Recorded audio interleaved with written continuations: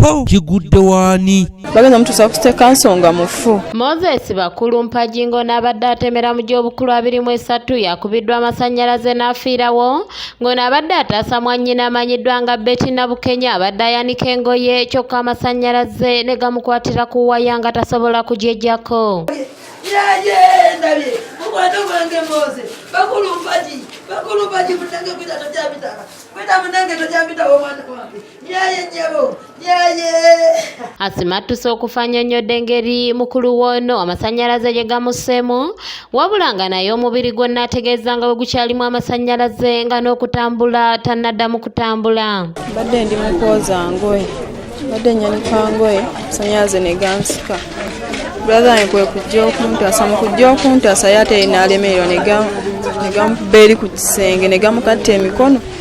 Nzawe nkomye otegeera nze nkomye otegeera nga nze ngenza okukoma otegeera nga ndi mu ddwaliro.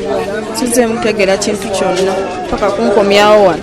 Ategeeza nga we waliwo n'abalala babiri abasoose okugezaako kumutaasa ne balemererwa kyokka omugenzi ye bw'agezezzaako gamukasuseera bw'atyo tazengulu. Brother wange angambye ama tekuli masannyalaze ne ngamba kanyanikeko ez'omwana mbadde nkwatako nti osimulako ettaka amasannyalaze awo we gansikidde nze n'engweri. Mama wange omutaze n'antaasa ne bigaana ne gamukuba naye n'agweri ne sister wange naye ne gamukuba n'agweri. Brother wange n'agamba alina okuntaasa era n'ayuza ebipapula n'ajjasike bw'ati waya n'emukuba ku kisenge ky'amasannyalaze.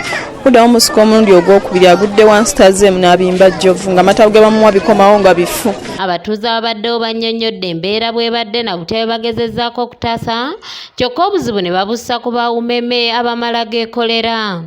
Nga tulowooza nti amasannyalaze gano gavudde oba ku mabaati ga nnyumba nga kuliko wayalingi nga nkyamu ne tujjako amasannyalaze mu nnyumba manyini swiki.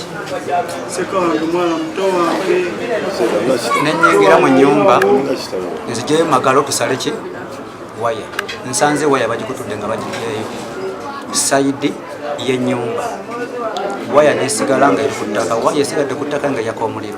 Abatuuze bagezezzaako okunoonya wavudde obuzibu era ne babusanga ku waya eva ku muti nga bagamba nti eneerika amasannyalaze. Ekizibu kibadde ku masannyalaze gennyini ku muti gwennyini era guno gwe tuyimiriddeko gwennyini masannyalaze kwe gavudde kawaya kano akava waggulu amasannyalaze kwe gakubye abantu 3 naye ate mukwano gwaffe oyo Mose gwenjogeddeko waggulu ye ne gamuttirawo abamu bakyali mu malwaliro. Bano bwe batyo basabye Umeme okukomya obulagajjavu nga bwe bamala okuteeka waya tebadda kulambulawo kyokka era ne bakukkulumira poliisi okumala gabaddiza omulambo nga tebawadde alipoota. Guno si gwe mulundi ogusoose bannaffe bangi ab'emyaka egy'enjawulo abato n'abakulu abafudde mu mbeera y'emu nga bakubwa amasannyalaze n'ekizibu kyo tuze tukiropera ebbanga ddene nnyo ekitongole ky'ebyamasannyalaze kya Umeme kitaddeyo nnyo obulagajjavu mu connectinga amasannyalaze ku miti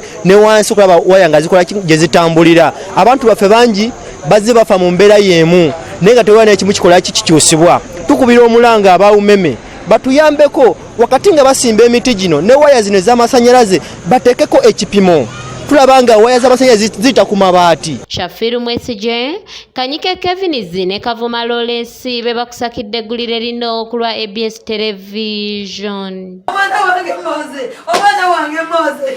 mama nabeera gye Mose wotali Mose mukwano gwange